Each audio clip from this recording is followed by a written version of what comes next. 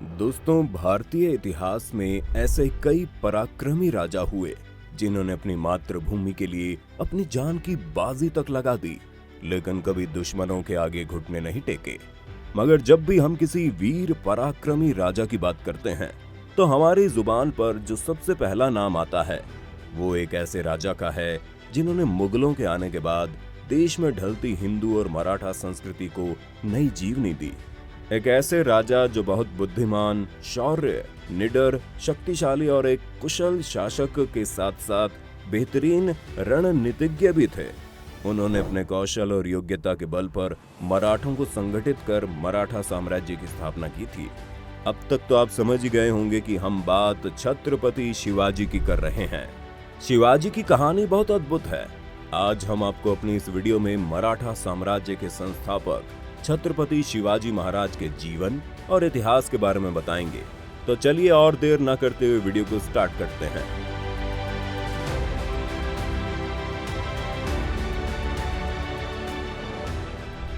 और अगर आपको इस तरह की कहानियां सुनना पसंद है तो आप कुक्कू एफएम पर जाकर शिवाजी महाराज और इतिहास से जुड़े और भी कई महान हस्तियों के किस्से कहानियां ऑडियो वर्जन में सुन सकते हैं।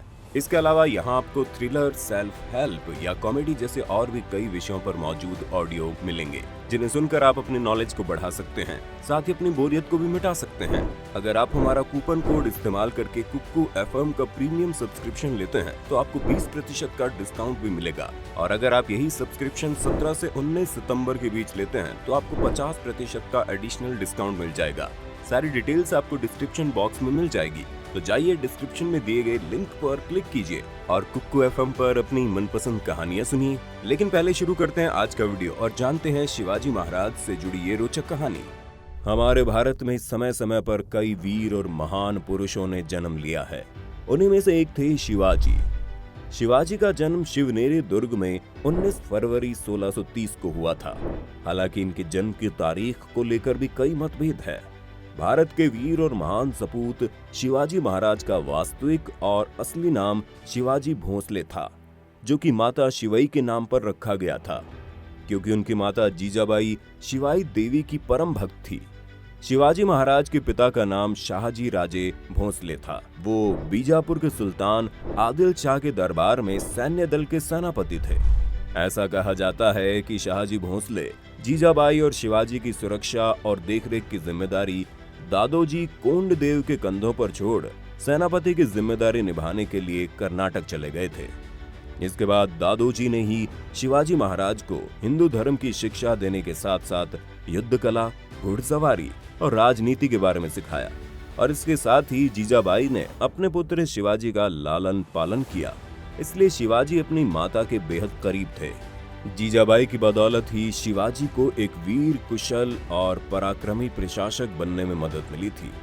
उनकी मां ने बचपन से ही उनके अंदर राष्ट्रभक्ति और नैतिक चरित्र के ऐसे बीज बो दिए थे, जिसकी वजह से शिवाजी अपने जीवन के उद्देश्यों को हासिल करने में सफल होते चले गए और कई दिग्गज मुगल निजामों को पराजित कर मराठा साम्राज्य की नींव रखी। इसके अलावा अपनी माता से हिंदू धर्म के महाकाव्य रामायण और महाभारत की कहानियां सुनकर ही शिवाजी के अंदर मर्यादा, धैर्य और धर्मनिष्ठा जैसे गुणों का विकास हुआ था। अब आता है साल 1640 से 1641 का समय, जब महाराष्ट्र के बीजापुर में विदेशी शासक समेत कई शासक अपना अधिकार जमाने के मकसद से हमला कर रहे थे। इसी दौरान शिवाजी ने उनका मुकाबला करने का फैसला किया और रणनीति बनाई, जिसके तहत उन्होंने मावलों को बीजापुर के खिलाफ इकट्ठा किया। शिवाजी के आदर्श, कुशल रणनीति और विचारों का मावलों पर इतना प्रभाव पड़ा कि सबने उनका साथ दिया। बीजापुर की हालत बेहद खराब थी। उस समय बीजापुर आपसी संघर्ष और मुगलों के युद्ध को झेल रहा था, जिसकी वजह से उस समय के बीजापुर सुल्तान आदिल शाह ने बहुत से किलों से अपनी सेना को हटाकर इसकी जिम्मेदारी स्थानीय शासकों के हाथों में सौंप दी थी। इसके बाद महाराष्ट्र के बीजापुर के सुल्तान आदिल शाह गंभीर बीमारी की चपेट में आ गए, जिसके चलते वो इसकी देखरेख नहीं कर पा रहे थे। इसी का फायदा उठाते हुए अपने बुद्धिमत्ता और चतुराई से शिवाजी ने बीजापुर पर अपना आधिपत्य स्थापित कर लिया और अपने कुशल रणनीतियों का इस्तेमाल कर किलों पर कब्जा जमाने की नीति अपनाई। उन्होंने सबसे पहले तोरणा के किले में अपना अधिकार जमाया। इसके बाद इन्होंने कोंडाणा और राजगढ़ किले में भी विजय प्राप्त की। यही नहीं, अपनी बुद्धिमत्ता और कुशलता से शिवाजी ने भिवंडी, कल्याण, चाकण जैसे किलों पर भी अपना कब्जा जमा लिया था। इस विस्तार नीति से आदिल शाह के साम्राज्य में हड़कंप मच गया और वह शिवाजी की शक्ति को देखकर घबरा गया। और जब उसे पता चला कि शिवाजी के पिता उनकी एक सेना के सेनापति हैं, तो उसने शाहजी राजे भोंसले को बंधक बना लिया। पिता के बंदी बनने के बाद शिवाजी ने कई सालों तक कोई युद्ध नहीं किया, लेकिन इसी दौरान शिवाजी ने अपनी सेना को युद्ध कौशल में निपुण करके और मजबूत बनाया और अपनी सेना का विस्तार भी किया। लेकिन बाद में कोंडाणा के किले को वापस लेकर अपने पिता को छुड़वा लिया था।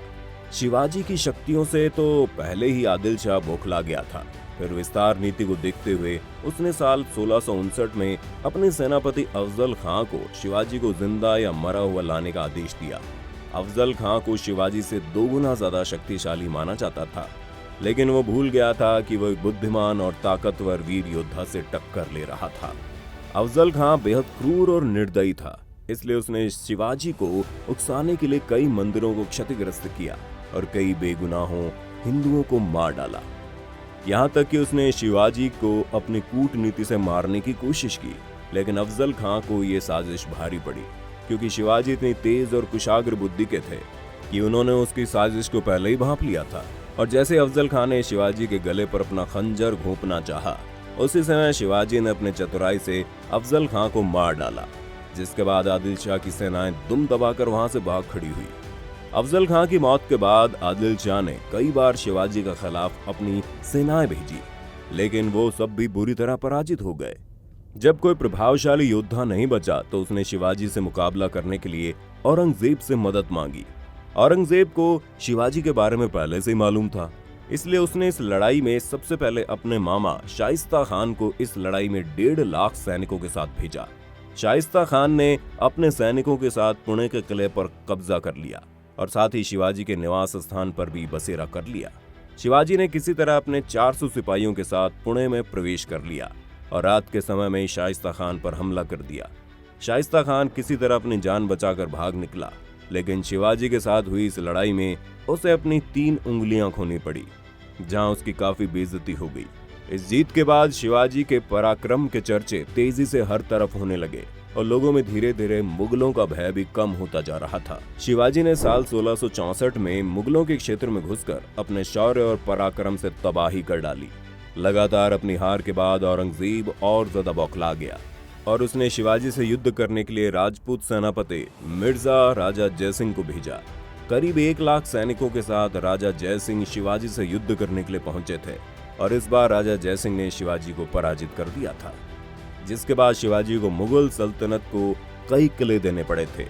शिवाजी और उनके बेटे संभाजी को उनके साथ आगरा जाना पड़ा था। शिवाजी को नियंत्रण में रखने के लिए पहले ये तय हुआ कि उन्हें मुगल दरबार में कोई पद दिया जाए, लेकिन बाद में औरंगजेब ने इस निर्णय को बदल दिया और उन्हें कैदी बना लिया। औरंगजेब को उनकी यही गलती बहुत महंगी पड़ने वाली थी। अपनी तेज बुद्धि का इस्तेमाल कर शिवाजी चतुराई के साथ अपने बेटे को लेकर फलों की टोकरी में छुपकर आगरा के किले से भाग निकले और रायगढ़ पहुंच गए। साल 1674 में शिवाजी ने मुगलों के खिलाफ युद्ध कर अपने सभी 23 किलों पर जीत हासिल कर ली थी।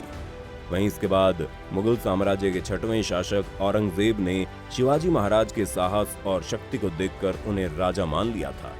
शिवाजी ने पश्चिमी महाराष्ट्र में स्वतंत्र हिंदू राष्ट्र की स्थापना की। इसके बाद वो महाराष्ट्र के एक ऐसे शासक बने जिन्होंने हिंदू रीति रिवाजों के मुताबिक शासन किया। 6 जून 1674 को रायगढ़ में वीर छत्रपति शिवाजी का राज्याभिषेक हुआ। वहीं भारत में कई सालों बाद किसी राजा की हिंदू परंपरा और रीति रिवाज के साथ राज्याभिषेक किया गया था। शिवाजी सभी धर्मों का आदर करते थे। उनके सैनिकों में कई मुस्लिम सैनिक भी शामिल थे और भारत में सबसे पहले नौसेना के निर्माण का श्रेय भी इन्हीं को जाता है। उन्होंने ऐसे कई नेक काम किए जिससे समाज का कल्याण हुआ, इसलिए शिवाजी को छत्रपति की उपाधि भी दी गई। इस तरह वो मराठा साम्राज्य के एक ऐसे शासक बने जिन्होंने अपने नाम का सिक्का पूरी दुनिया में चलाया। शिवाजी का प्रभाव महाराष्ट्र में ही नहीं बल्कि पूरी दुनिया पर पड़ा था। वो एक ऐसे बहादुर शासक थे जिनके पास 300 किले और करीब 1 लाख सैनिकों की विशाल फौज थी। साल 1680 में उनका निधन हो गया। उनके नेक कामों को हमेशा लोगों द्वारा याद किया जाता है। वो न सिर्फ एक महान योद्धा और वीर शासक थे, बल्कि वे महान हिंदू रक्षक भी थे। उन्होंने हिंदू समाज को एक नई दिशा दिखाई थी और यही वजह है कि छत्रपति शिवाजी को मानने वाले उन्हें भगवान की तरह पूजते हैं। दोस्तों, आपका इस पर क्या कहना है, हमें कमेंट में बताइएगा जरूर। अगर आपको हमारे आज की वीडियो पसंद आई हो तो वीडियो को ज्यादा से ज्यादा लाइक करने के साथ साथ इसे अपने दोस्तों और रिश्तेदारों के साथ शेयर करना ना भूलें।